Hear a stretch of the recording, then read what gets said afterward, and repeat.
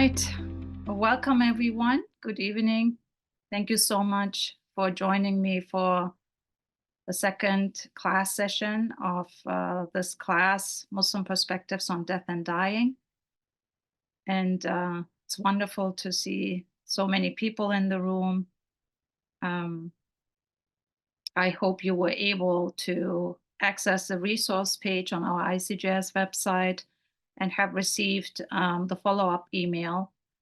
If you haven't, you can always reach out to us. I hope you engage with the readings and the pieces that I've shared, and you have always access to the slides and the videos. And I hope you can make use of it and share it with your networks and maybe use it as a departure point for conversation and further learning. For tonight, I've shared several pieces, especially talks and reflections by my dear brother in faith, Imam Sohaib Sultan, who passed away after a cancer diagnosis. And in his last year,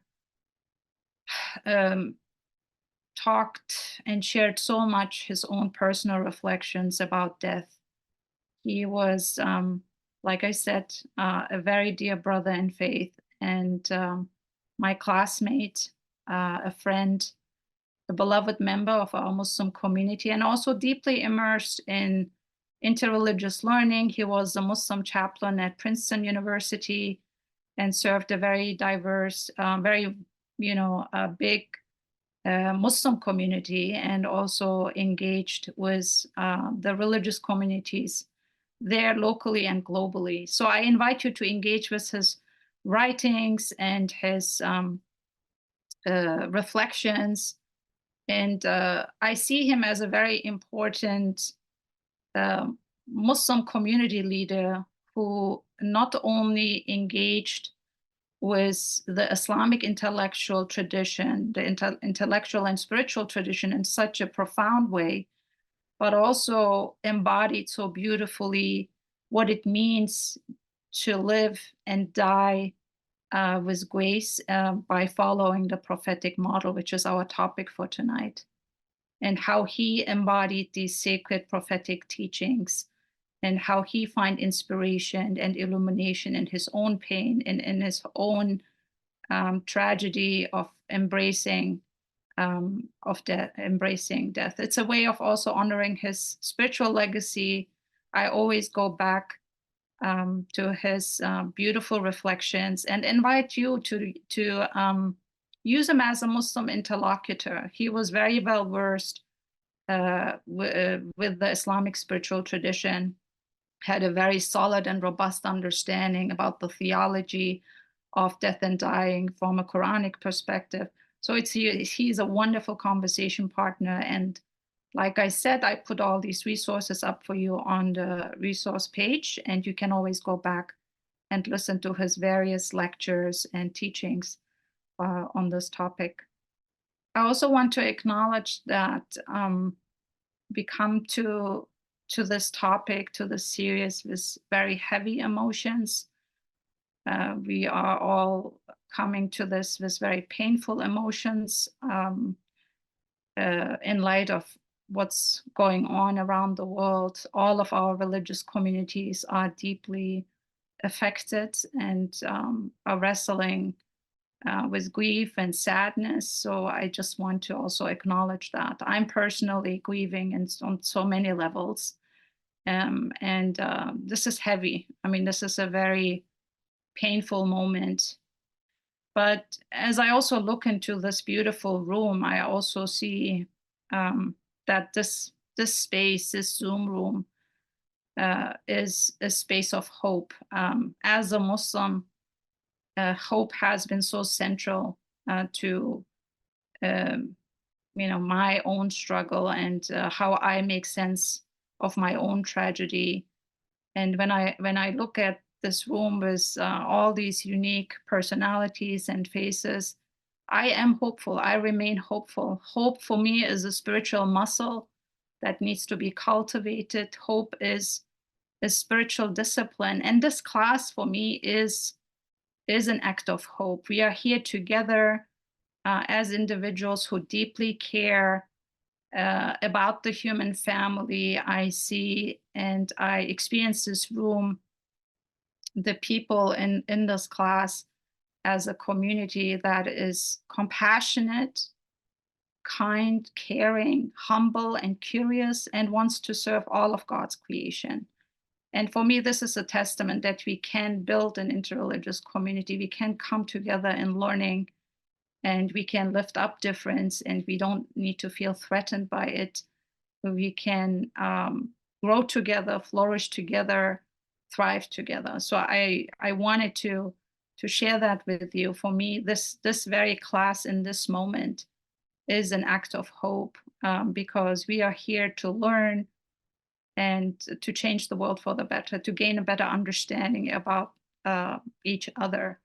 And I'm so deeply moved by all of you being here and giving the gift of your time and your presence. You can also use again the Slido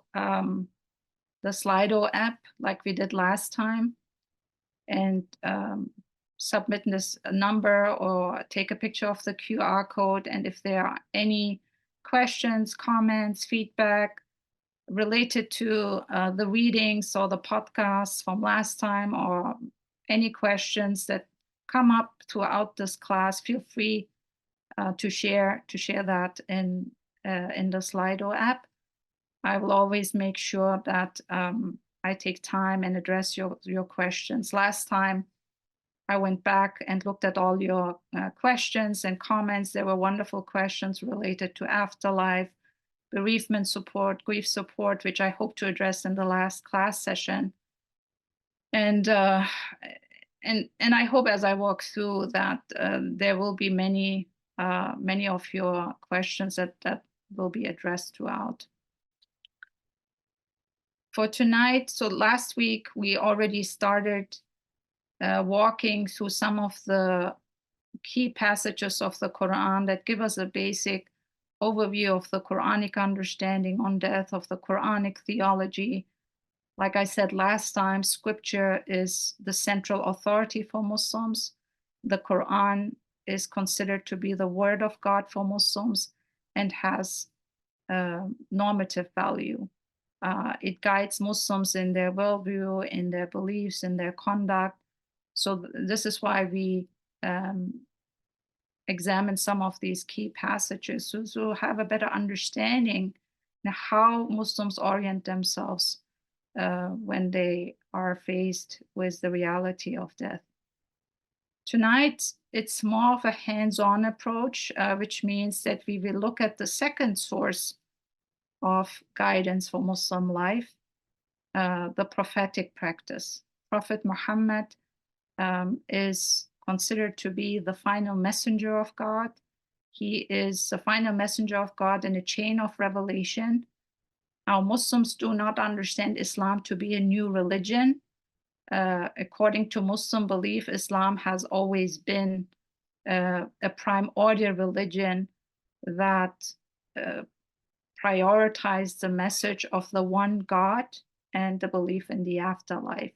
And that all the prophets, all the messengers who came conveyed the same message, the belief in the one God, even though they had different legal rulings on certain matters. While the law might be different according to those prophets, the overarching unique message was consistent. Believe in one God, believe in the afterlife. And so according to Muslim tradition, Muslim belief, and according to Quranic teaching, Prophet Muhammad is the final messenger of God and receives his authority and legitimacy from the Quran. So the Quran over and over refers back to the prophetic teaching, the prophetic example, that Muslims have a beautiful example in the Prophet Muhammad for all aspects of human life. And so it comes then naturally that many Muslims are looking at the prophetic model. how to live their lives, how to think and feel and conduct themselves in all human affairs. And death is not an exception in that regard, as we will see. It just shows us how the Quranic teachings and the Quranic content was embodied in the life of the Prophet Muhammad. But we will definitely look more into that tonight. And then next week, we will examine some of the issues that are particular to the American context. The same outline for tonight. I'll be doing a presentation on how Prophet Muhammad approached human mortality, how he engaged with the reality of death.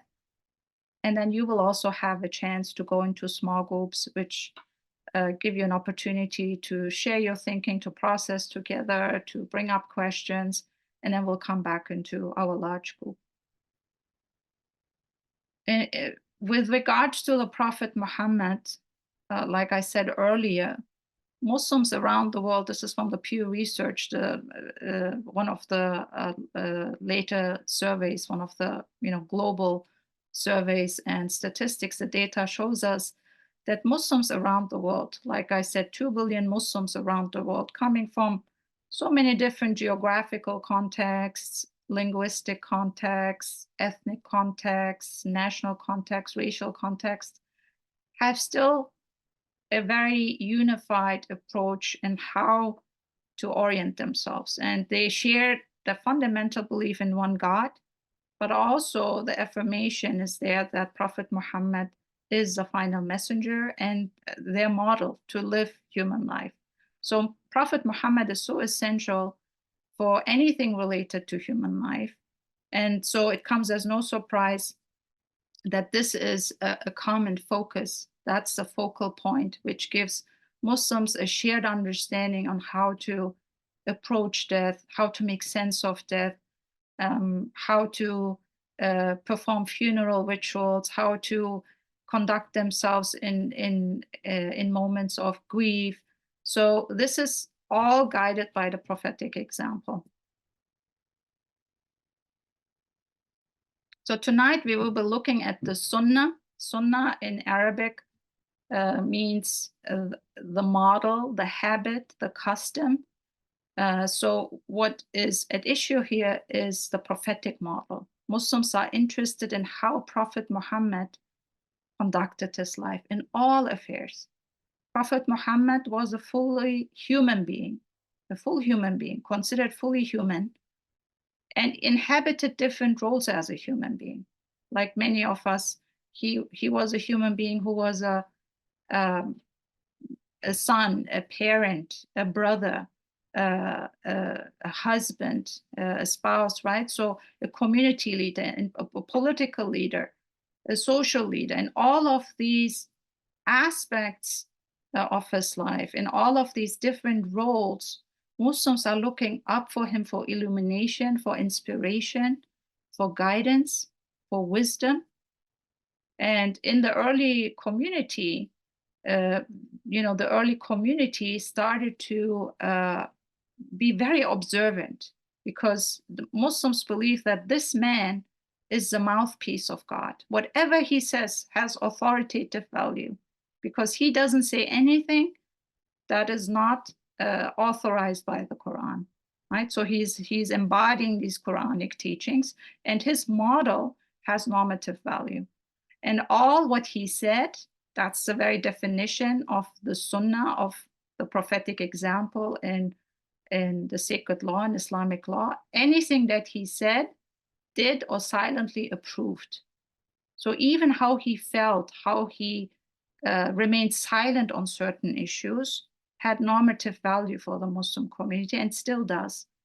And like I said, the Sunnah, the prophetic teaching and model, derives its authority from the Quran itself. The Quran always says, emulate, imitate, and follow the prophetic model.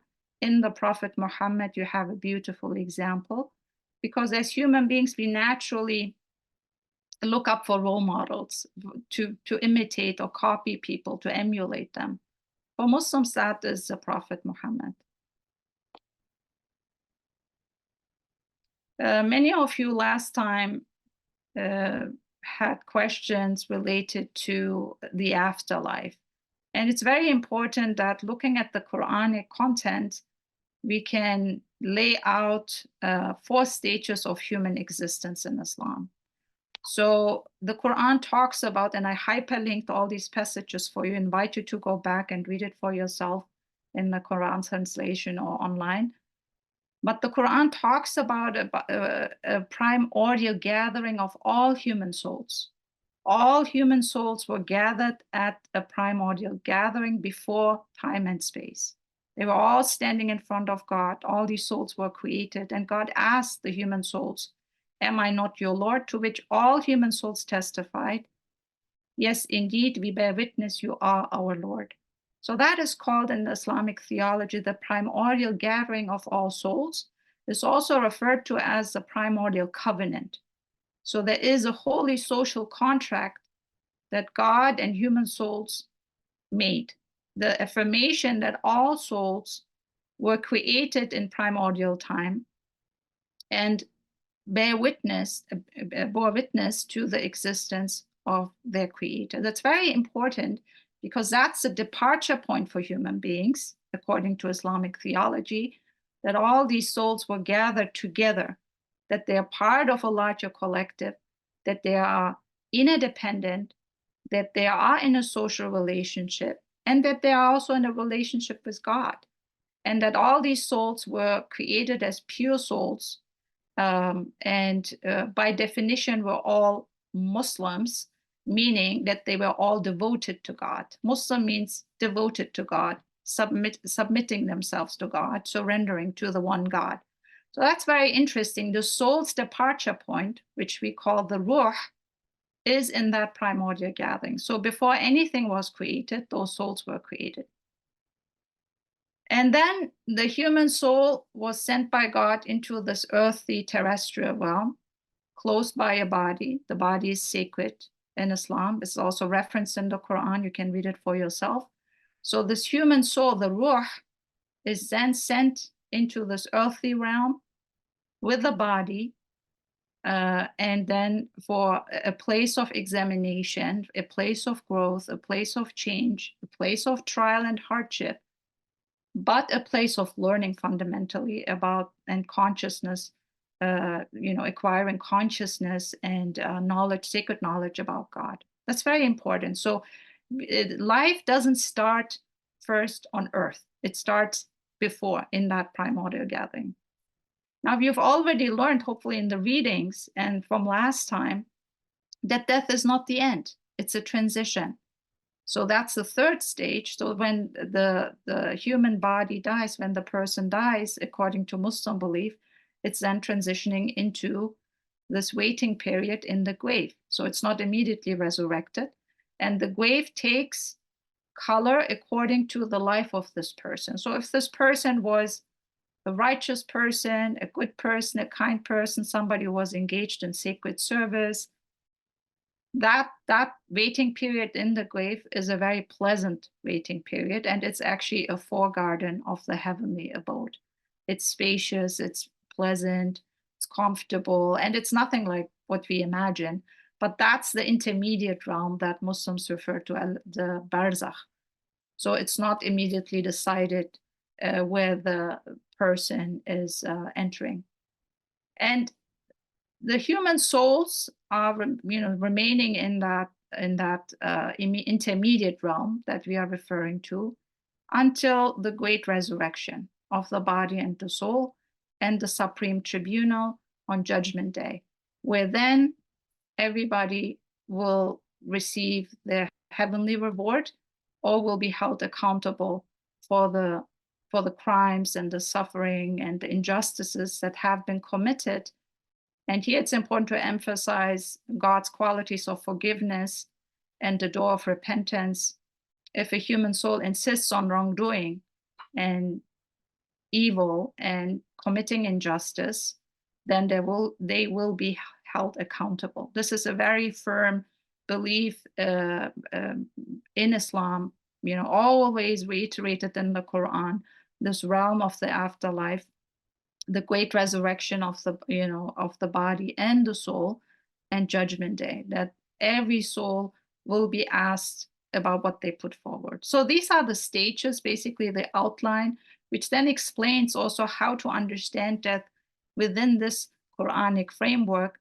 And you see how the soul transitions. And because the soul departs or starts off from that heavenly realm, that primordial realm dimension that is not earthly, it then longs to go back, right? And this is captured in many of these beautiful poems. Here's an example by Maulana Jalaluddin Rumi, who is one of the very famous Muslim theologians, very orthodox Muslim theologian, because sometimes in the West we think he's a Sufi and he's not really engaged with Islam. He was a very devout Muslim scholar, and this poem captures beautifully this very Quranic notion of how the soul was created and then longs to go back to that heavenly home, that it never feels at completely satisfied in this earthly terrestrial existence, that it realizes the soul is not a material physical entity, but it's a spiritual entity. It's not something that can be satisfied with worldly or physical or material things. So that soul is always longing to go back to that heavenly home. And so the earth is very much seen as a place of doing and engaging in sacred service, engaging in holy causes, but then ultimately to return back to that first departure point. So we see here in that poem, like I said, it captures that Quranic theology of the soul. So Rumi says, when I die, when my coffin is being taken out, you must never think I am missing this world. Don't shed any tears, don't lament or feel sorry. I'm not falling into a monster's abyss. When you see my corpse is being carried, don't cry for me, my leaving. I'm not leaving. I'm arriving at eternal love. When you leave me in the grave, don't say goodbye. Remember, a grave is only a curtain for the paradise behind. You'll only see me descending into a grave. Now watch me rise. How can there be an end when the sun sets or the moon goes down?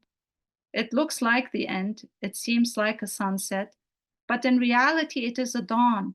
When the grave locks you up, that is when your soul is freed. So that's such a beautiful Quranic notion of the soul, which is not an earthly entity trying to go and back to that original heavenly home, to the divine, and always yearning and longing for that absolute place of eternal love. And so it goes, have you ever seen a seed fallen to earth, not rise with a new life? Why should you doubt the rise of a seed named human? Have you ever seen a bucket lowered into a well, coming back empty? Why lament for a soul when it can come back like Joseph from the well? So when for the last time you close your mouth, your words and soul will belong to the world of no place, no time. So place and time is created for this earth, for this terrestrial existence. And this earth, this world is important. But Rumi wants to convey this Quranic idea of death is not the end. The soul is simply returning to that heavenly departure point, to the source of absolute love and compassion and perfection, and anything that was loved in this world, everyone that was loved in this world, is only a manifestation, a glimpse of that love. It's not that absolute source of love. And so that is such a beautiful understanding of that Quranic theology of death, that death is not the end, it's simply a beginning. And the idea of resurrection, that you put the human seed into the soil, which then transitions into a higher existence, all of that is beautifully captured in that poem. If you have any chance to go to Turkey or Turkey, then I highly invite you to visit Rumi's tomb in Konya. It's a beautiful place to be and reflect on his words of wisdom and this Islamic theology of death. Now we also see that this Quranic theology is embodied in the life of the Prophet Muhammad. Death and dying are very present in the prophet's life. He is somebody who is a grieving prophet. Death is not something, it's not a distant reality. He was very early on exposed to the reality of death and had to face it as a child. So before he was born, even his father Abdullah died before he was born. Then his mother Amina died when he was 6 years old. And then he was given into the care of his grandfather Abdul Muttalib. But then he died when Prophet Muhammad was 8 years old. So early on, the Prophet was exposed to the reality of death, all his loved ones passing away, all his loved ones leaving him. So that already is a very early exposure to this painful reality of death. And so when you also think of 7th century Arabia, it's also a very harsh environment, high mortality rates. So before, in pre-modern times, you'll see that mortality is more on the radar of people because people die very often, especially in a harsh desert context. And when we look at the social context of the time, Prophet Muhammad was constantly exposed to death, right? It was very he lived in this desert context where warfare was very common, tribal warfare, people being killed.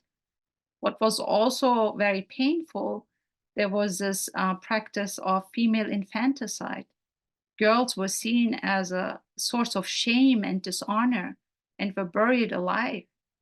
So it was very common practice in pre-Islamic Arabia, which is, called in Islamic history the age of ignorance, where people would engage in violence and the killing of innocent children.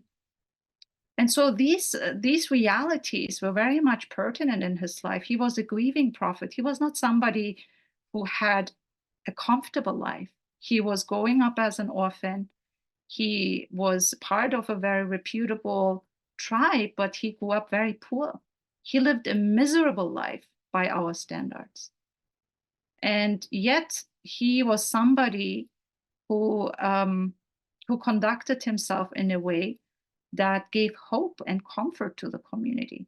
And in the early years, the first 13 years of the emergence of Islam and the formation of the Muslim community, they all experienced persecution, torture. His friends were killed, his companions were murdered, his uncle Hamza was murdered, his body was mutilated. Many of his disciples and companions were tortured in front of his eyes. He had to see that, witness that. That was huge trauma. He was living with grief. And yet he was also the one who provided comfort and hope and light and illumination to his community. His uncle Abu Talib, who provided protection to him, also died. Very, very painful experiences that are codified and narrated in the Islamic history, and very vivid in the memory of Muslims. His own family, his wife Khadija bint Khuwailid, died in the year when the embargo was called out on the Muslims. So the close families of early Muslims who proclaimed their faith in the one God were boycotted.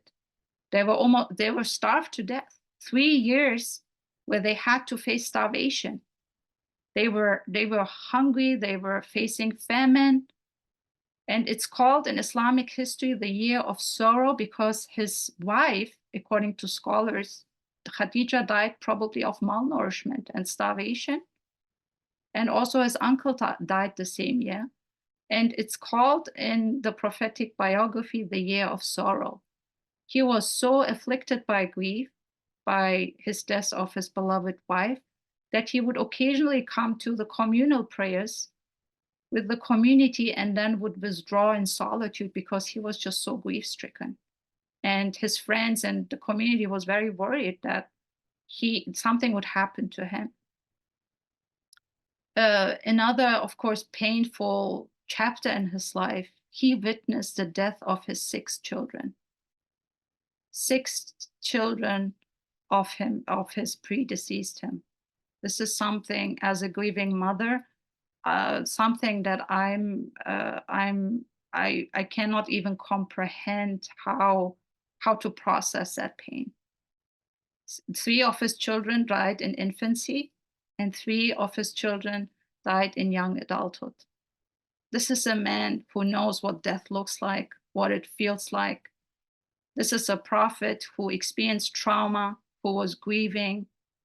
And then his daughter Fatima, she died 6 months after him. She was the only surviving child.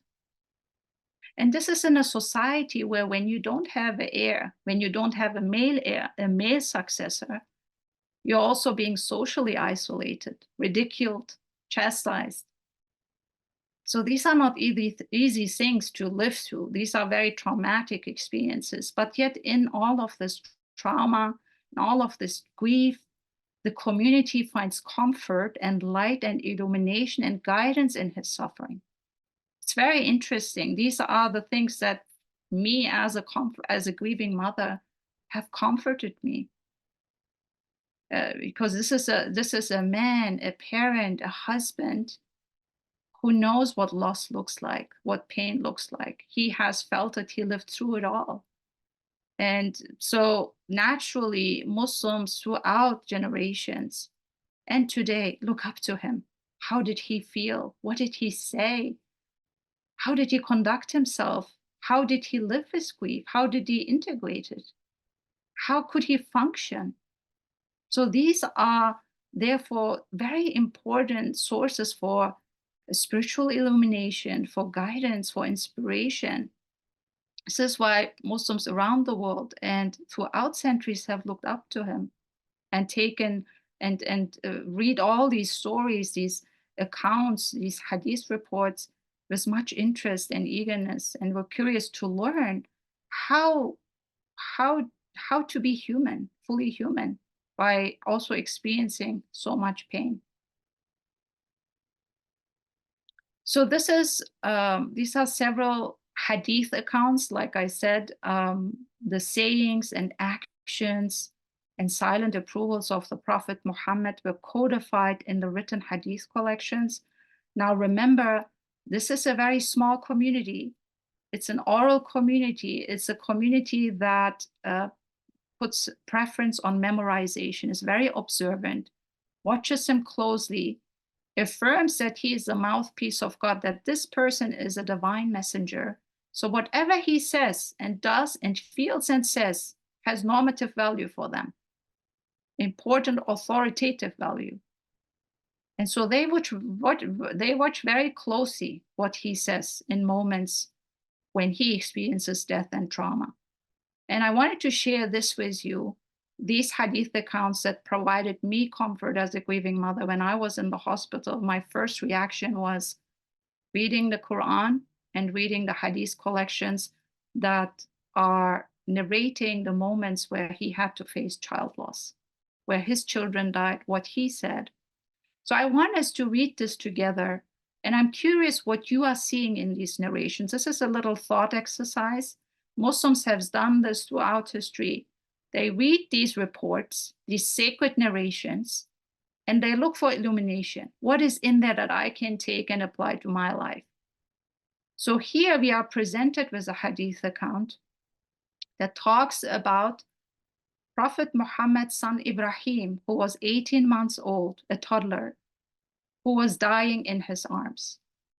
And so the Prophet Muhammad, holding his 18 months old baby, his 18 months old son, that's his last son, this last child, the sixth child that dies. And he says these words: as Ibrahim surrendered to death, Prophet Muhammad's hope, which had consoled him for a brief while, completely crumbled. With tears in his eyes, he talked once more to the dead child.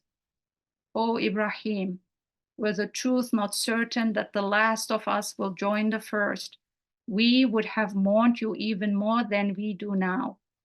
A moment later, he said, "The eyes send their tears, and the heart is saddened, but we do not say anything except that which pleases our Lord. Indeed, O Ibrahim, we are bereaved by your departure from us." And in another narration, the disciples, the companions report The eyes of God's messenger started shedding tears. Abdurrahman ibn Auf, a very close companion of the Prophet Muhammad, said, "O God's messenger, even you are weeping?" He said, the Prophet Muhammad said, "O Ibn Auf, this is mercy." Then he wept more and said, "The eyes are shedding tears and the heart is grieved, and we will not say except what pleases our Lord. O Ibrahim, indeed we are grieved by your separation." Very important holy narrations for Muslims. There is a whole genre in the Islamic tradition just talking about child loss and giving all the narrations, what the Prophet said in those very important moments, these first moments of adversity and anguish. And so my question for you is, as you read this hadith narration, this prophetic narration, and in light of the Quranic teaching that you've received so far, what is expressed in this prophetic narration on child loss? What does he say? What does he not say? And I'm waiting for you to just take a moment and share a word. What have you seen in this narration? What stood out for you? What he's saying, or what he's not saying? What's he doing? What's his conduct? What's his expression? His emotional conduct. It's very important, even the emotional conduct that is displayed for Muslims here. Remember, they look up to him. They're looking for what this person who claims to be the messenger of God has to say about child loss, about death. So let's see what comes in, what the reflection you have to share. I'm curious. I see a lot of things and I will share with you, but I'm interested if you see the same things. This is what hadith scholars, Muslims throughout centuries have done. They looked at hadith reports, these holy prophetic narrations, and are deriving guidance for themselves. Yes, very important. He expresses grief at the loss of a child, yet accepting God's will. Continuity of life throughout eternity. Beautiful patience. It is okay to grieve and let emotions flow, yet be grateful to your Lord for the gifts of both life and death. No resistance. The Prophet is not angry at Allah, at God. He tells what he feels, but he puts it into the context of God's sovereignty. And very important, if we do not believe in the afterlife, says one participant, there's no hope in moving forward. Beautiful, yes. Vulnerability and intimacy with God, even when faced with hardship. Yes, so we see also, remember lunar spirituality? So God is still present in that pain, right? So it's not that that God is absent. The Prophet did not cry, his eyes wept tears, but it sounds disconnect from the anguish it must have felt. Actually, he did cry. He's shedding tears, he's weeping, literally weeping. It's not just crying, he's weeping. It's very important, the difference in the Arabic, that he is almost, in other narrations, sobbing, right? He grieves for his loss of his son, but he's not angry at God. Beautiful, no questioning of why, right?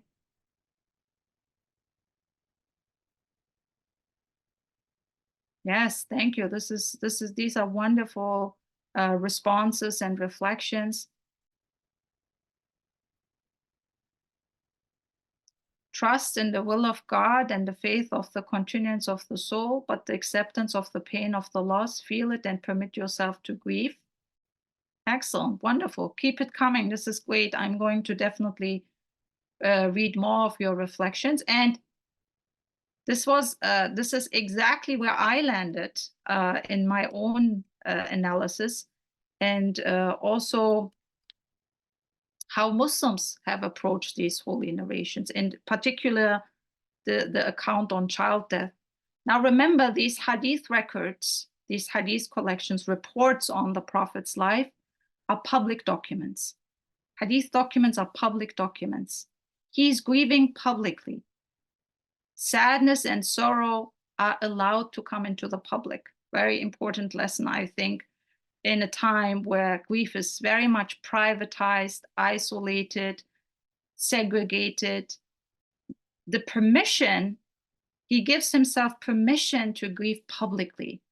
This is very important for Muslims, that grief is not something to be shunned. Sadness is not something that is a negative emotion. Sorrow is a human experience. These are very public documents and already providing Muslims the guidance that grief is an okay feeling. Grief is permitted. Grief is something that is a very natural, very human response to death. And that is not something that should be privatized or dismissed or neglected or abandoned, but it's invited into the public sphere, right? It's invited to show it openly that a person can grieve. This is a very important lesson. So this idea of I can give myself permission to grieve, yet I'm still a person of faith and conviction. I'm not a bad believer when I grieve, or my faith is not weakened when I grieve. This is also something that I feel sometimes the cultural messaging, you are not a strong person of faith if you grieve. Yet we see here how he reconciles faith and conviction with grief and sadness and sorrow, that the two can be married. It's not a contradiction. It's very important that he is weeping, he's crying, he's publicly expressing grief through his tears. He's saying, I'm saddened by your departure, Ibrahim. I'm so sad you're leaving. At the same time, he is the prophet of God. He is the one who is seen as the strongest in conviction and faith in the afterlife. A person, a prophet who, according to Muslim belief, has seen the elements of the afterlife on the night of the night of the journey, the ascension, Laylatul Mi'raj, very important holy night for Muslims. Muslims believe that the prophet has seen the heavenly realm and the abodes of hell, that God showed him the world of the unseen. So these are very interesting elements that we see in this one account, in these two prophetic narrations, that I can hold both together, grief and my conviction in the afterlife, that both can be reconciled. They are not a contradiction. This is the whole of the human experience. Also, there's a strong affirmation of the afterlife, that death is a beginning, it's not the end. He expresses that publicly. Very important Quranic element of the understanding death is not the end. If anything, is a transition. It's returning to the Creator, and he affirms that. He affirms that publicly, that death is not the end. Death is not annihilation. Death is not non-existence, destruction, devastation. Death is not. Yet at the same time, we see him expressing sadness and sorrow and grieving. This is I think what the beautiful balance of holding these complicated emotions together, and yet at the same time being a person of conviction and faith. Very important, I think, the challenging of this cultural messaging in many communities, that man should not cry, that man should toughen up and keep it all together. I mean, it's actually, the messaging goes for men and women, but his understanding of sacred masculinity, even his companion, his closest disciple, asked him, even you are weeping, O prophet? You, the one who affirms faith and has seen the afterlife, who receives revelation from God, even you are weeping? So there is a moment of shock and surprise, that even the companions are puzzled and express openly. And this is not something that is not prevalent in current society, in modern society, that men don't cry, real men don't cry. But here this idea of sacred masculinity and manhood, that a man, particularly a man with a tender and compassionate heart, who shows the courage to express grief and sadness, who cries publicly, not feeling ashamed, that this is a sacred understanding of manhood and masculinity, not to be ashamed, not to be seen as a sign of weakness or vulnerability, but this is something that is integrated in a sacred understanding of masculinity and manhood. A very important message, because so much of the pain and grief is often suppressed, neglected, or dismissed, which then complicates the grief process. Here we see somebody who lives into all these human emotions, and as a man, as a male leader in the community, openly shows the way how to emotionally conduct themselves in a very intense moment of anguish. What's also beautiful, many times the Prophet Muhammad, we will say, always uses the collective, the plural pronoun. We will join you. This idea that this is only my experience and my unique experience. Yes, death is it's a very unique experience. Grief can be a very lonely experience. But here, the acknowledgement, this is also a universal path, a collective path, a shared journey that we will all we are all migrating towards that destination. We are all moving towards our destination. We all will depart from this earth at some point. Also prevents from extreme loneliness, from excessive loneliness, this idea that it's just me, death happens to me. No, it's a universal experience. And his affirmation oftentimes that we as a community, as one human family, are facing this together, and we are traveling on this road together. We are interdependent. We are an interconnected community. We are deeply dependent on each other.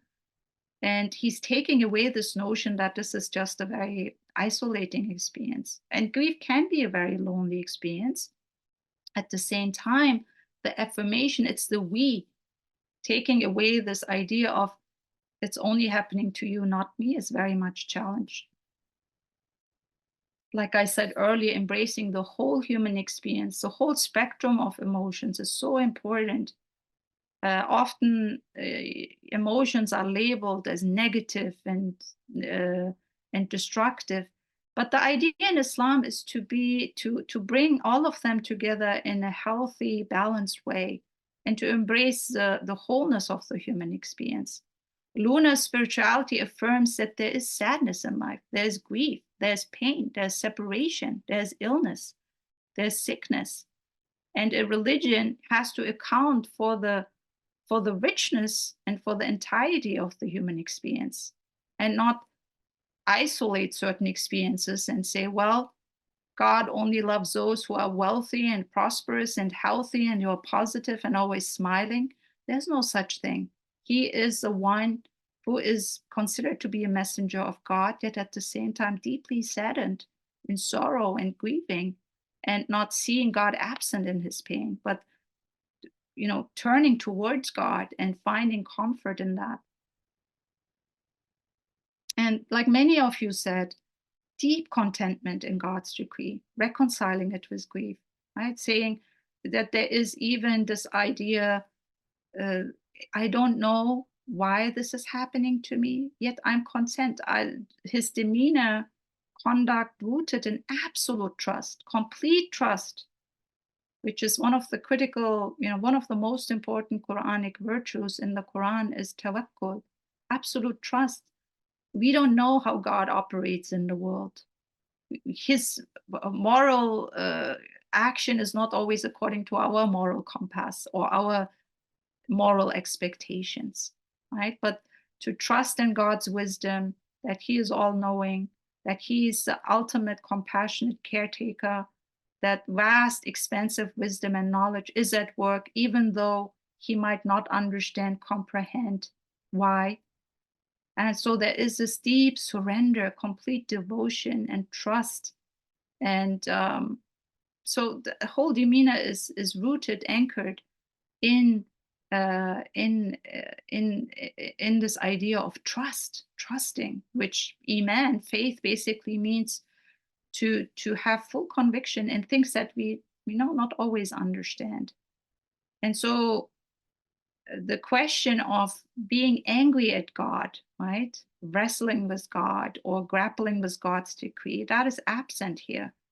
When I was in the hospital, one of the first questions the chaplain asked me, "Are you angry at God?" I was puzzled by this because my relationship with my creator, whom I always experienced as the most generous, most kind, most loving, most compassionate, most wise creator, I've never once questioned why.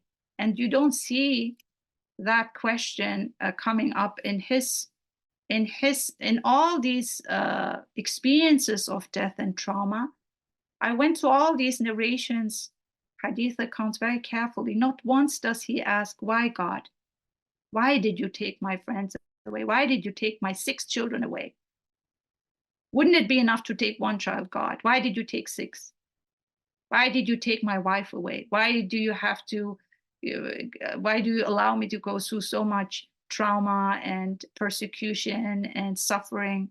Like I said, his life was miserable by our worldly and earthly standards. It's not what success looks like to our own material worldly definitions. And yet there's not one question in asking, "Why, God?" And so it's just a very, and I think Muslims are coming, somebody commented the first session and saying they were wondering why Muslims are so calm and almost stoic when they receive the death news, why they are so quiet. I think it's rooted in the deep conviction of trust, of full surrender, giving your hands fully into the hands of your divine creator and the one who is wise and all-knowing, and coming to, and that quietness and silence in grieving, I think, comes from a place of acceptance and calm and peace. I'm so grateful for these teachings that were imparted by my parents, by my family, by my community, because it helped me to orient myself, to find some steady footing in the midst of anguish. I was able to see that holy map and situate it in a greater context. I didn't see it as a punishment or as a negative experience. Yes, pain, death is painful. I need to always stress that. Witnessing the child of your death is the most distressing experience a human being can ever imagine. I don't wish it to anyone. It tests the limits of your faith. Yet at the same time, Islam is so much about prevention. When you are going up with this kind of Quranic vision, the sacred outlook on life, that you will not always get it all, that you will be sometimes challenged with trials that you don't want to face, then I think it comes to a place of acceptance and contentment and surrender and trusting and understanding that God doesn't operate according to my very limited egocentric perspective of this world. I don't know. I don't know why. And like the prophet, I don't know why certain things happening. So he is transcending causality while at the same time operating in a world of causality. We will see in a moment how he's trying to teach a delicate balance of integrating healthy death awareness, but at the same time, affirming worldly life fully, being proactive, being a constructive person, a human being in this life, giving yourself fully to this world, trying to make it meaningful, purposeful. So we see that kind of moderation, emotional balance. Excessive grief is something that is not allowed in Islam because the souls can hear us. The souls are alive according to Muslim tradition. And the souls want to depart in peace. So there's also this understanding to honor them, not to burden them, to allow them to depart in peace. And this is not to accuse or judge certain people how they grieve, but it gives a greater understanding of how Muslims, trying to find a healthy way of grieving, basically.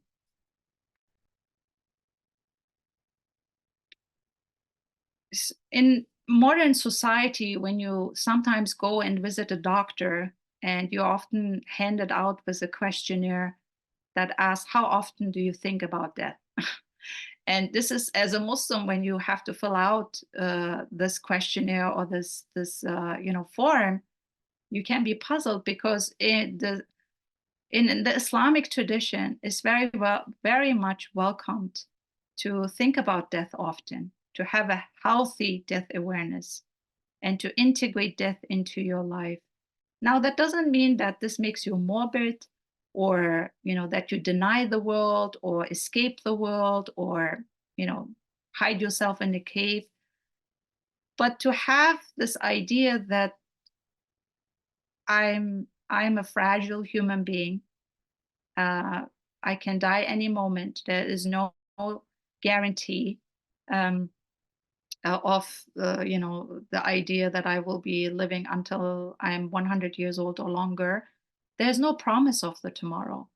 And so, in order to help Muslims to appreciate life, to have them a more solid standing in the world, to make them appreciate life, cultivate a greater sense of gratitude, and make them also humble, right? And make them feel they have sacred responsibilities, important duties in this world, and that this world is not just for instant gratification and entertainment, but they are here for a very limited short of time, and they should make the best effort to return life, which is a divine trust that we learned, to the true owner. So there's something that we in medieval times was very much prevalent in society, which is called memento mori, the practice of meditating on death. In Latin, it means you remember you must die. And people in pre-modern societies had, of course, with mortality rates and being more being higher than in modern times, death was more visible in society. People would see people die. Now it's not the case. So there's of course, a double effort to have a healthy understanding how to integrate healthy death awareness into our modern lives.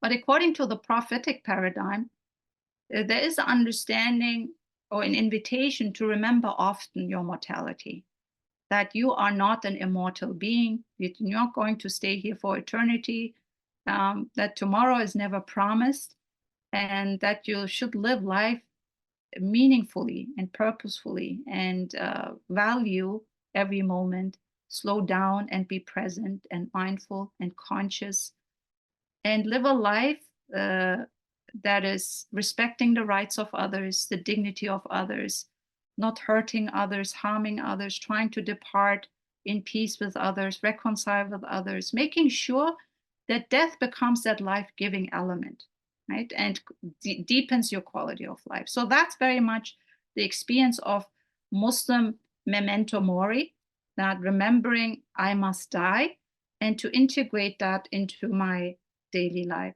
So these are important hadith reports, prophetic narrations that are well known in the Muslim community. And you will see many sermons will always reflect on death and the afterlife, and to be mindful of this impermanent life, and to make every minute count and be mindful. And so the Prophet Muhammad would visit graves often. He would encourage his followers to visit graveyards often. And in pre-modern times, if you see at certain church settings, the cemetery was always attached to the church. When you stroll through Istanbul and many traditional cities in the Muslim world, you will see that graveyards are always at the center of the city. They are integrated into the city structure. You will hear announcements from the minaret, from the mosque, when somebody in the neighborhood dies. Funerals are a very public affair. Everybody is invited to attend the funeral, even though they might not know the person, but it's their fellow brother or sister, and that's enough reason to go and pay your respect. But it's also the invitation to be in these spaces where you can feel sadness and sorrow and reflect on life, and um, have a space where maybe your grief doesn't feel that lonely.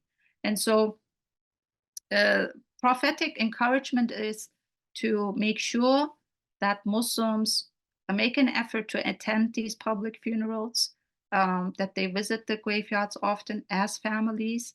In Islam, a lot of uh, ideas are preventive. So before trauma hits, tragedy hits, it's important for children and families to have a healthy understanding of the reality of death. So when something happens, that they are a little bit more prepared, and it softens the pain when death, you know, it doesn't show up all of a sudden, but that there is a guidance, that there's a preventive measure beforehand to say, yes, people are dying. It's part of life, and we all will depart from this world, and we need to be prepared. That's why we are here. We make sure um, that we also grieve with the community, that we also think about our own end and prepare for it. So these are kind of preventive measures to also soften the pain when that adversity hits, which of course will be painful, will be hard in any case.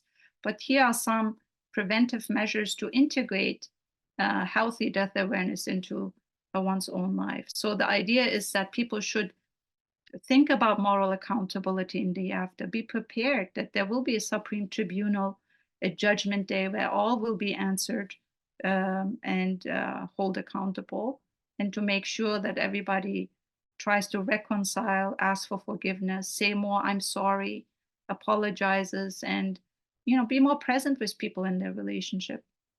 Another prophetic paradigm that I think is beautiful, that guides Muslims in their relationship with this world, is to be in the world like a traveler or a stranger. That doesn't mean not to cultivate attachments, but cultivate healthy attachments. And not to be overly obsessed with the world, excessively concerned, but to understand, do your sacred duty, whatever is in front of you in the moment, that day, whatever you can, but also have that healthy detachment. I mean, attachment is necessary. So this idea of, I am a traveler in this world, the world is my home. It's a place of learning, exhibit, and excursion, and discovery, and exploration, and change. But at the same time, fundamentally, I'm also a stranger, because my ruach, my spirit, is not from this world. My spirit longs to go back.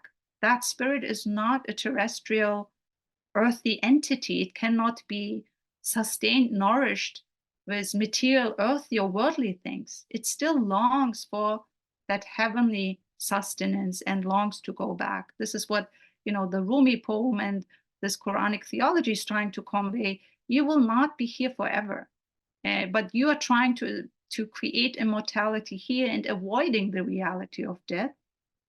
And so that's then a type of denial, which is not healthy. Like I said, Islamic tradition tries to walk this delicate balance of healthy death awareness, but also affirming this worldly life. So Prophet Muhammad in many accounts says, none of you should wish for death due to calamity that has afflicted him. And he knows what calamity looks like. We've seen that. He knows what anguish, adversity, trauma looks like. And yet he doesn't wish for death, because life is so sacred. Life is a sacred divine trust that it needs to be preserved and nourished and sustained, even if adversity and calamity and hardship hits. Here's a prophetic advice not to ask for death, because it's particular to a response to a companion who's going through some severe illness. And then he responds to him to say, we should not ask for death to the community. Yet, if he must do something, let him say, oh God, keep me alive so long as life is good for me, and cause me to die if death is better for me. So here, if you really want to ask God for anything, then try to leave it into his wisdom and to his care and his final decision, to entrust the matter to God alone, and pray in a way that leaves the decision to God. If life is good for me, let me live life as long as it's good for me. If death is good for me, then cause me to die. So it's a very interesting balance and advice that he gives to the community. So again, life affirming, this world affirming, because I don't want anybody to go away and say Islam glorifies death and completely denies this world and is a tradition that focuses so much on the hereafter. No, this world is as important because it's a place of investing yourself and preparing your ultimate future. So here the Prophet Muhammad says, the best of people is the one who lives long and does good. So long life, longevity, by all means, is desired as long as you use it for good and holy and sacred causes, make it meaningful and purposeful, and not simply focus on on lower desires and self-centered, vicious and instant gratification. It's very lowly desires in the Islamic tradition, but to try to live a life that aims to be wholesome, that is good for the spirit, for the hereafter, for the world, for the community, for yourself, and try to achieve that kind of holistic vision. So very quickly, how did the Prophet Muhammad integrate death? These are the circles of connection that I call our life. We are all placed in these interconnected circles, interdependent. So there is the me. And like I said earlier, life is considered in the Islamic tradition a sacred trust. It doesn't belong to the human being. Life has to be returned. The body, the spirit, the heart, and the mind, all the feelings that are God-given trust have to be returned. And time in this world is precious because we also not only have rights, but we have responsibilities, first and foremost to the Creator, that remembrance of God, mindfulness of God, consciousness of God is important to the individual. Then the community, that the micro community, the body, a nurturing healthy relationship with the body, the self, which includes the heart, the mind, the body, and the spirit. Then there is the other circle that concerns family and relatives. There are also responsibilities there, the neighborhood, the workplace, community, the larger society, but also nature. So the human being, according to the Quranic and prophetic teaching, is placed and related with all these concentric communities. The body is a community, right? Hand, mind, heart, soul, feelings, emotions are given as a sacred trust and have to be returned. How were these faculties used? How were these skills, abilities used in a way that were God-pleasing? But also, death awareness shows up in the Prophet's life in all of these circles. And we are going to see how this looks like. So we see, for example, when the Prophet would go to sleep at night, he would say, in your name we die, in God's name we die and we live. Sleep is considered as a little sibling of death. And so before he would go to sleep, he would very much acknowledge to his own self that he is a mortal being. So death awareness is very strong in his own understanding of self. And when the Prophet woke up, he would say, all praise is due to God, who has given us life after our death, and unto him is the resurrection. So very strong, healthy death integration. The moment he goes to bed, the moment he wakes up in the morning, glorifying, expressing gratitude that God has given him another chance, another opportunity to live and to serve and to live a meaningful life, to make a meaningful contribution. A very important, Quranic supplication that many Muslims will pray before they go on to travels or, drive a car or ride on a horse is this supplication that is mentioned in the Quran. The Prophet would offer this supplication from the Quran before any travel. Glory unto him who created this transportation for us. Remember the collectivity, we. This is a shared journey. Though we were unable to create it on our own, and to our Lord we shall return. So again, this very important death awareness, healthy death awareness, integration, this understanding that I am on this journey, and as I'm riding my car, driving my car, at that night of that accident, of that tragic accident, before I started the engine of my car, I said this prayer. I said, سبحانك الذي سخر لنا هذا وما كنا له مقرنين وإنا إلى ربنا لمنقلبون. Wherever I drive, wherever I go, whatever happens, I will return back to you, God. This affirmation that wherever we go, whichever direction, where if you're on an airplane, on an elevator, in a car, on a horse, all our travel will go back to Him as a final destination. And why am I saying this? Is basically you look at these circles, how the prophet integrated healthy death awareness into his own life. So first, he really feels it in his own self, in his own body, that he is a fragile, impermanent being, and very much aware of life being a sacred trust. The prophet, that next circle is the family. He would visit the grave of his mother and he wept and moved others around him to tears. So even after his mother died, he would make sure to visit her often, to go and visit the graveyards often. And he also said, I have hyperlinked these narrations for you. You can click on them and go to the sunnah.com, which mentions all these public documents. Another thing he recommended, the finest act of goodness is the kind treatment of a person to the loved ones of his father after his death. So when the parents die, to take care of their friends and loved ones and their relationships is an act of kindness and goodness, but also to honor them after they departed. And to remember their friends and honor their friends is also a way to remember death, but also to realize, my parents were in a relationship with these people, and honoring them means to honor them, right? So very interesting. There is, of course, and then the community circle, right?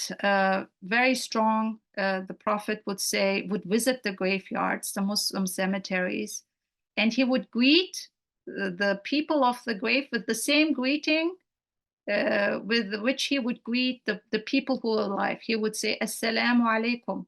He would say to the people of the graves, peace be upon you, O inhabitants of the graves, believers and Muslims, and we will join you soon if God wills.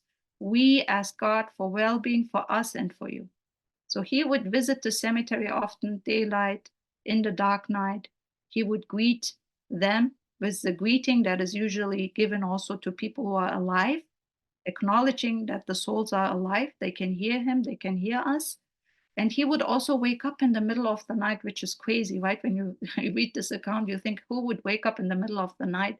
And he visited the graveyard to offer prayers for the inhabitants of the graves. He will pray for the departed souls. Like the dead and the living are both alive in his world, and there is no, distinction or neglect of any of these people. And then again, this communal idea, when the prophet would receive death news, he would say the Quranic passage, indeed to God we belong, and indeed to him is our return. This is a very common Muslim response when a Muslim receives the news of the death, this acknowledgement, we will all go. We belong to God. This life is not my own. I cannot claim absolute ownership. It's given to me as a trust, and I will ultimately return this trust to the true owner. So the community is then called to adopt this prophetic attitude, to affirm that as well.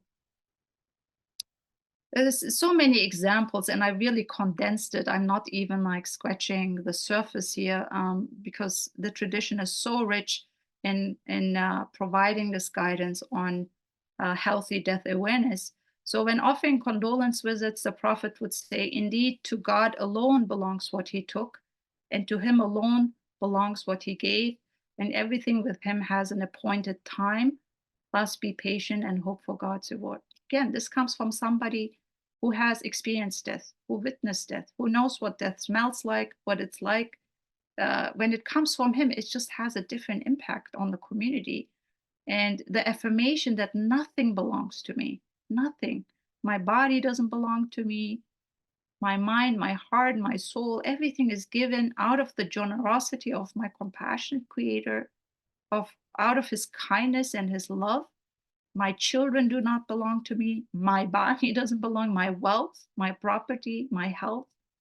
These are all sacred trusts, and that they will have to be returned eventually. So this idea how to take care of these precious trusts, and he is the one that Muslims look up to, in how to wrestle with this reality of death, and how to find guidance and be in this path of the middle way. It's very interesting also community. The Prophet Muhammad also lived with Jewish tribes, so there was a funeral that passed by the Messenger of God, and then he stood up. He showed respect to the departed soul, to that Jewish person, out of reverence for his soul and out of reverence for the fact that this person was created by God, right? So, and then somebody says to him, one of his, he's a Jew, why do you stand up? And the prophet said, was he not a soul? Was he not a human soul? The fundamental acknowledgement, the shared humanity, that each one of us, each human being carries that divine spark, that precious soul that has been breathed into every human being, breathed into every human, body. That acknowledgement that regardless of theological differences, regardless of any racial, ethnic, religious difference, fundamentally the dignity of human life is acknowledged, the sacredness and sanctity of human life is affirmed, and that is why I stand up out of respect to honor this person. So, and this is not to say that the history of Jewish-Muslim relationship was always an easy one. By no means, it's a complicated one. But what we always come back to is this fundamental acknowledgement of the shared humanity, that all human souls were gathered in this primordial covenant, and all made this holy social contract, and all are called to honor that social contract, that holy social contract. There are other things that where the prophet calls the community to be hands-on, especially when it comes to washing a deceased person. I personally, I'm part, like many of the Muslims here, part of a volunteer group of Muslim women who takes care of the deceased in our community, who washes the deceased person, who shrouds the person, who makes sure that the person, that we perform the last Islamic rites. It's a collective obligation on the community. If none of us does it, everyone will be held accountable. If some members of the community perform these Islamic rites, they will be all rewarded. And here are some important hadith that, prophetic narrations that encourages community members to go into those uncomfortable spaces, to not outsource these important rituals, but to be in places that feel difficult. So the prophet says, whoever washes a deceased person, shrouds him, preserves him, protects the body, carries the person and offers the funeral prayer for them, and does not disclose, details of their body, he will emerge from his sins as on the day his mother bore him. So complete purification, the high reward of a person who is engaged in these sacred funeral rites, and offering these last Islamic funeral rites to a fellow brother and sister. And next week we'll talk more about funeral rituals. But this just shows you that these practices are not outsourced. They are not done by a company, but by volunteers in the community, people who say, I want to do this, I would like to offer and be honored to do these last rites. And there's high reward and important blessings included in that. There are other, the last one I want to read, and then hopefully we can go into the small group. I know we are running out of time. The messenger of God would come to us, and I had a little brother whose nickname was Abu Umair. He had a pet sparrow he used to play with, and it died. The prophet entered one day and saw him grieving. So he said, what is the matter with him? They said, his sparrow has died. It's so beautiful how he inquires about the little boy, And why is he so saddened? And the Prophet said, "Oh, Abu Umair, what happened to your little sparrow?" Reading a little bit about grief, the most disenfranchised, dismissed grief is the grief of children. I know that as a mother of a 9-year-old, who is now an only child, my daughter who lost her only sibling.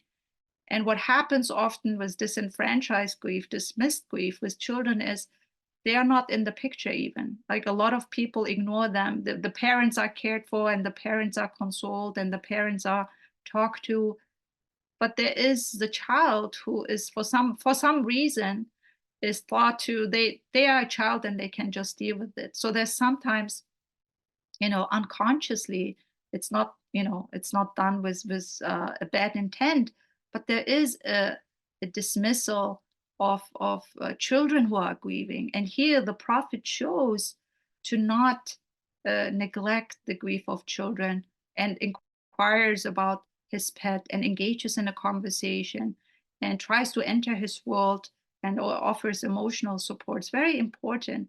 And here the little boy's pet died, but it's important, right? That was his companion, his fellow friend, and so that also sets the tone in how Muslims should conduct themselves in offering grief support, trying to enter the emotional world of a child who lost a sibling, who lost a parent, and often are ignored in the grief process, which again is not by any malicious intent, but as a society, we will talk about this next week, we don't learn how to offer that support. So here is a very interesting guideline.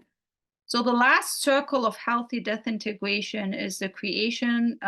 Like I said, in Islam, a lot of um, things are preventive.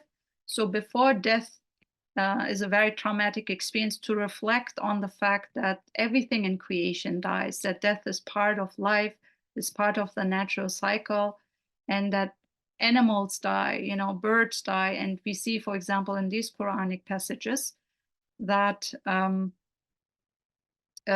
Muslims are called to reflect on the death that occurs in the creation, and are invited, especially in the spring season, which is called the Great Resurrection, to think about their own death and their own resurrection, and also invite their families and children to reflect and ponder and meditate about the death that are occurring in the creation, which then helps to prevent,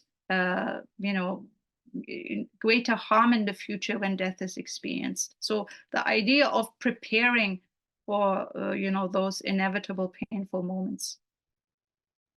So I realize I'm a little bit out of time here, but when you look at the prophetic practice of integrating death awareness into all of these circles that we are all operating in, we are a body, a self, have a mind, spirit, a heart, but then you see how that looks with the family circle, with community, with the neighborhood, and the creation. The idea is, which is very much echoed here in the statement by the psychotherapist, yes, death is physical destruction, but the idea of death is saving. So when we, according to the prophetic tradition, integrate death awareness, healthy death awareness into our lives, into all these circles of the self, the family, the neighborhood, the workplace, community, and creation, it helps us to, live more meaningful lives, basically. Maybe we can go for, I realize it's almost 8:30, but maybe for 5-10 minutes, let's say 10 minutes. I'm a little bit over time, and you don't have to stay if you don't want to, but if I would welcome your reflections for 10 minutes in this group to just share, in light of all what you've heard now, the prophetic paradigm, there was a lot other ways that we can cultivate more healthy awareness in our society. And what are some obstacles? How can they be overcome? And what is your weakest circle of connection? Where do you see that death conversation never pops up? Our death is never addressed, is very much not the topic. And why is that? Why is it that this is something that is hovering over us, is not often talked about? So let's say for 10 minutes for those who can stay. Other than that, you can definitely listen to the recording. But I'll be here. I'll be interested with those who can stay for 10 minutes and then share their thoughts.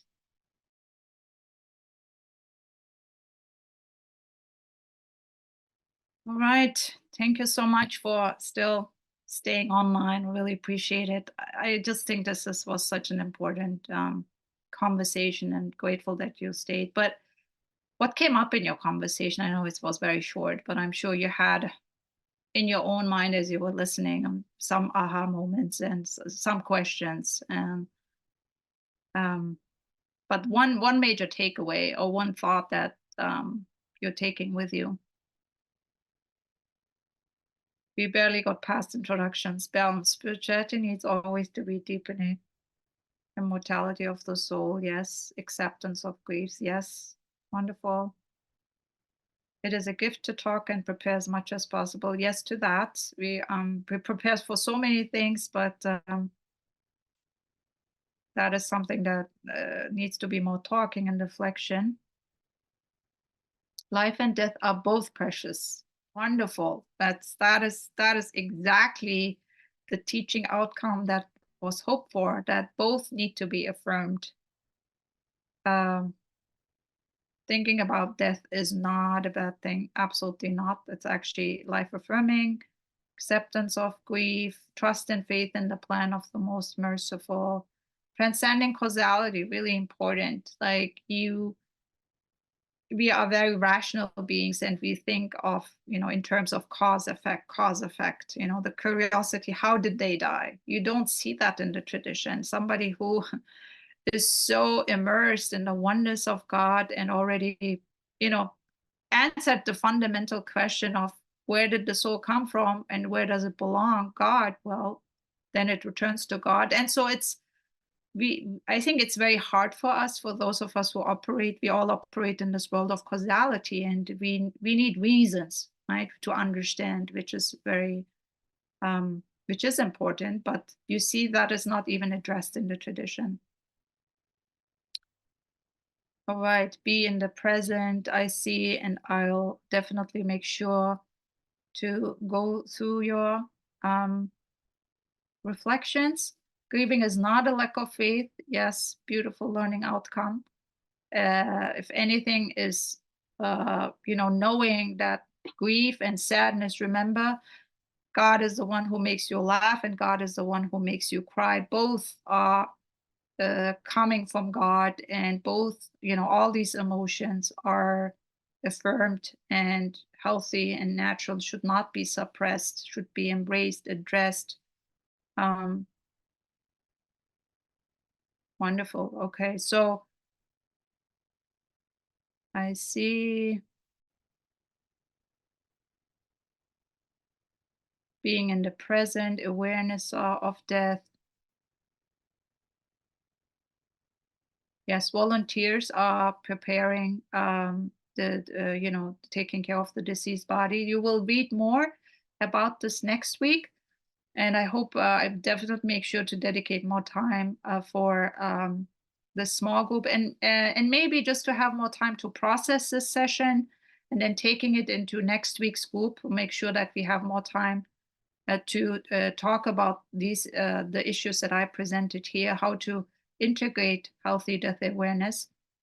But I will let you go now, and thank you so much for staying on tonight, and for your learning together, and hope you have a good rest. I mean, a good rest of the week. I'm already tired. I'm sorry.